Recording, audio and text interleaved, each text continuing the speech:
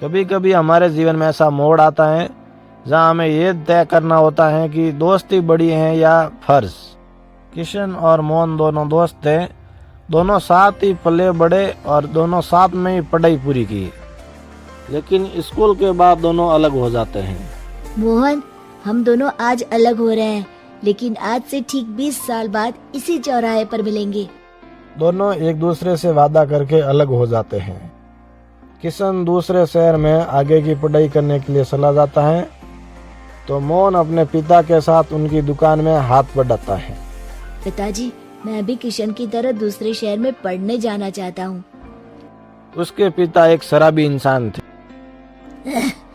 अरे बेटा, तू क्या करेगा शहर जाकर? अरे पढ़ाई करने के बाद किसी की ऑफिस में नौकरी है ना। अरे वो तुझसे ढेर सारा काम करवाएगा और बदले में 4 अठन्नी पकड़ा देगा। तो राजा है राजा, अपनी दुकान में बैठ बच्चा। पर पिताजी, ये गल्ला तोलना मुझे अच्छा नहीं लगता। अरे इसी गल्ले को तोल तोल कर तो मैंने तुझे पढ़ाया लिखाया, इस लायक बनाया, और आज तुझे ये गल्ला तोलना अच्छा नहीं लगता। ये बोलकर वो मोहन को एक जोर का थप्पड़ लगा देते हैं। मोहन को थप्पड़ से बहुत गुस्सा आ जाता है और वो घर छोड़ के चला जाता है। 1-2 दिन भूखा रहने के बाद मोहन को पिता की बात याद आती है। ऐसा कौन सा काम है जिसपे खुद के लिए मेहनत करना और ज्यादा से ज्यादा पैसा हो? वो सोच में पड़ जाता है तो तभी उसे घोड़ों की आवाज आती है। वो एक पेड़ के पीछे छुप जाता है और वहाँ से वो देखता है कि कैसे डाकू एक चादर फैलाते हैं और उस पे ढेर सारे सोने के गहने डाल देता है।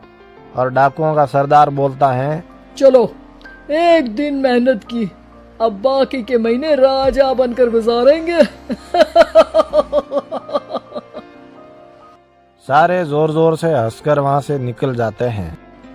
अरे वाह, ये तो सच में बड़ा ही अच्छा बिजनेस है। फिर क्या था, मोहन ने छोटी मोटी चोरी का काम शुरू कर दिया।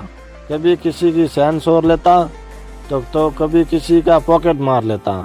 उसे इस काम में मजा आने लगा। वाह, ये तो अच्छा काम है। पिताजी ठीक कहते थे, कुछ नहीं रखा पढ़ाई लिखाई में, सारा वक्त पढ़ो, फिर किसी और के लिए काम करो, और महीने के अंत में वो पकड़ा देगा 4 अठन्नी। ना बाबा ना।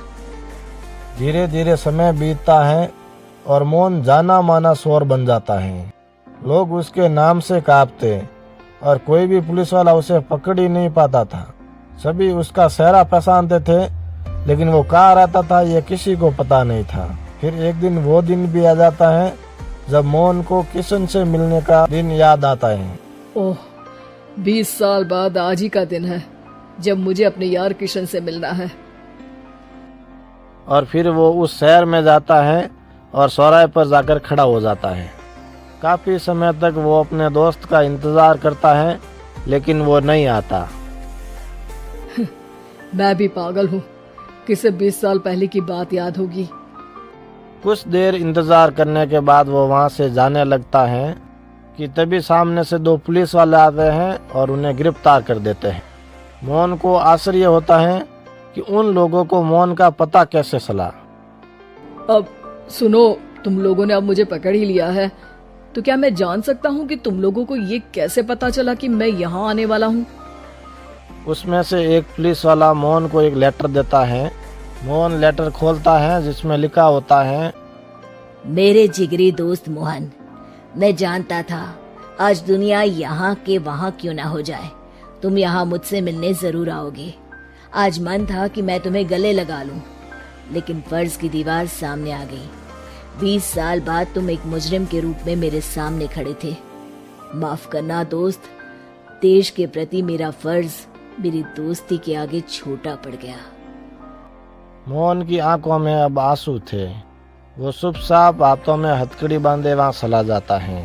तो मोहन और किशन की दोस्ती में किशन को अपना फर्ज सही लगता है, फर्ज बड़ा लगता है, इसलिए वो अपना फर्ज निभाता है।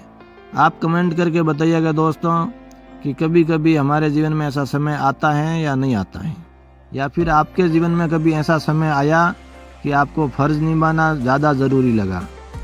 तो दोस्तों ये थी आज की कहानी। अगर अच्छी लगी हो तो वीडियो को लाइक कर दीजिएगा और चैनल को सब्सक्राइब कर लीजिए दोस्तों, प्लीज़ आपसे रिक्वेस्ट है।